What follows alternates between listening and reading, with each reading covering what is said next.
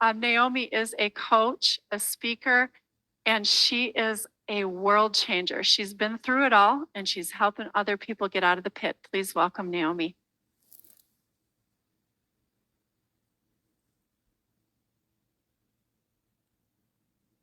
Yeah. So, have you ever went through life just soaring through it, but then laid out in an instant? Have you ever felt like your body was your own worst enemy seeking to destroy you? Have you ever found yourself stumbling in complete darkness without a clue what to do?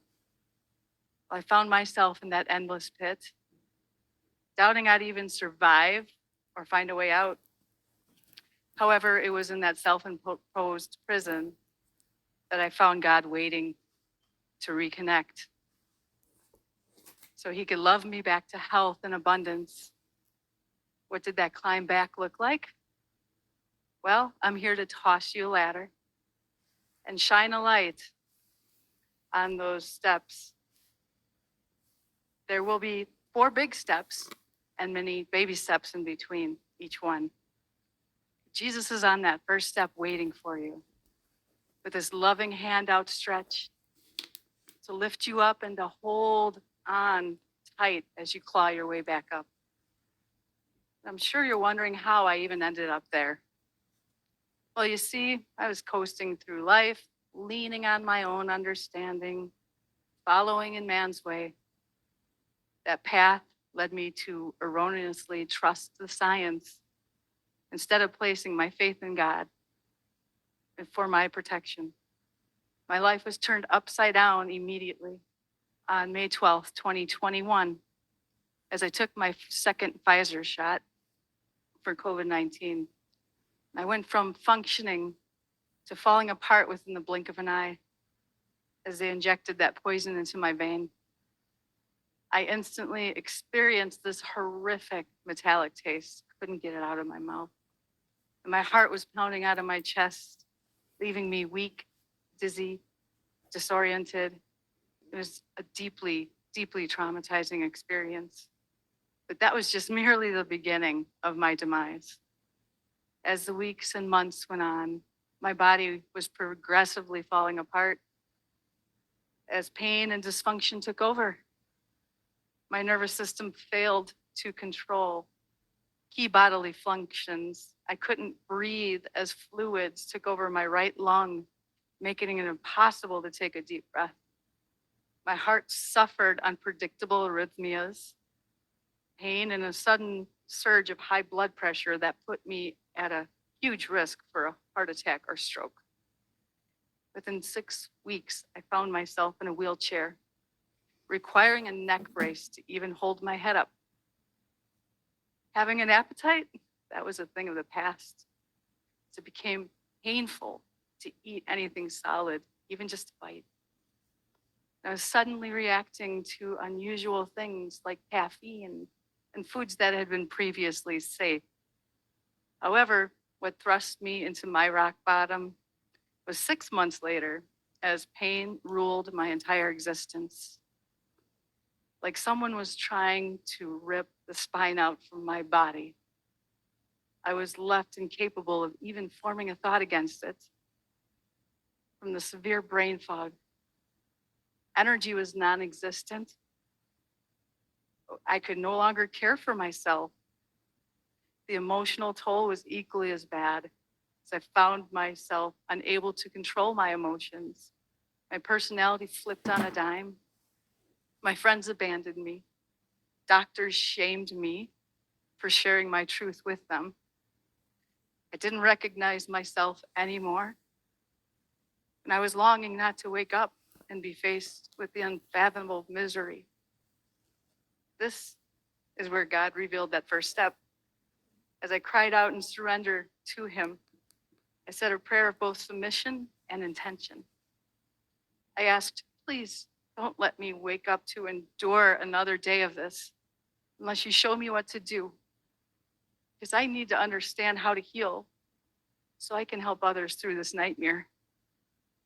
He wasted no time and began to speak to me in that still small voice to lead me to those next baby steps of letting go of the lies learning my true identity in Christ. And another baby step was forgiveness as I made peace with my past and learned the art of gratitude and worship. I went through a process of unlearning man's way, preparing me to take the next big step of trust. He then showed me how to cope and adapt to love and care for this body again. I moved forward in faith as I tried new therapies and began to live as he intended. It wasn't until 13 months in that he'd reveal the meaning of obey, the third and most pivotal rung to safety.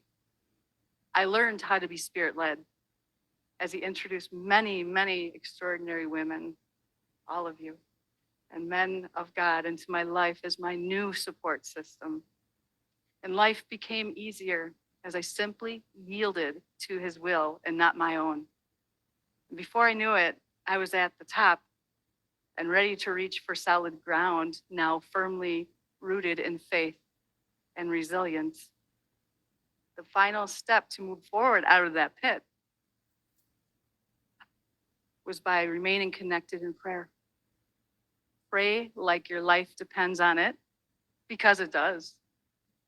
Call upon the Lord in your times of trouble, and he will carry you through it. Breathe life into your dreams by asking for his guidance and his will to be done. Give thanks at all times for his goodness and mercy and his infallible, ever faithful nature. You will soon see blessings flow forth abundantly. Your call to action is summed up best by Matthew 7, verse 7. Ask and it will be given to you. Seek and you will find. Knock and the door will be open to you. So it's time to let go and let God, who is calling you to surrender by asking for help, seeking the way by placing your trust in his guidance and obeying his will. The door will be open to you for your restoration and true healing. You'll find that safe landing at the top, resulting in a deeper connection and faith in God, freedom from fear, guilt, shame, as well as a peace that takes over as you release your burdens unto him. So, will you listen to the world and the devil's lies as he leads you to forget everything and run? Or will you embrace God as you face everything and rise? The choice is yours to make, but remember that God is always with you and merely waiting for you to reach out and lean on him. As long as you remember to surrender, trust, obey, and pray. Remember that acronym, STOP, and you'll remain connected to his loving and healing embrace. That was beautiful. So she walked in here or started her journey as a woman with a walker and a wheelchair, having put her trust in the world. And now she stands before you, healthy, whole, walking. And do you think she can help some people in Arkansas, you guys? Do you think her story and the wisdom in her faith and in her health can help some people? I want to say this last thing before I move on to the rest of our agenda today. If you have corn and the world is hungry, what are you waiting for? I heard that this week. If you have food and the world is hungry, what are you waiting for? And would you, if you had food and someone was hungry, would you hold on to it? No. You have food in you. You have spiritual food to feed the world. And there are so many hungry waiting on you. And like little Oliver, could I have some more, please? Okay. I want you to remember that.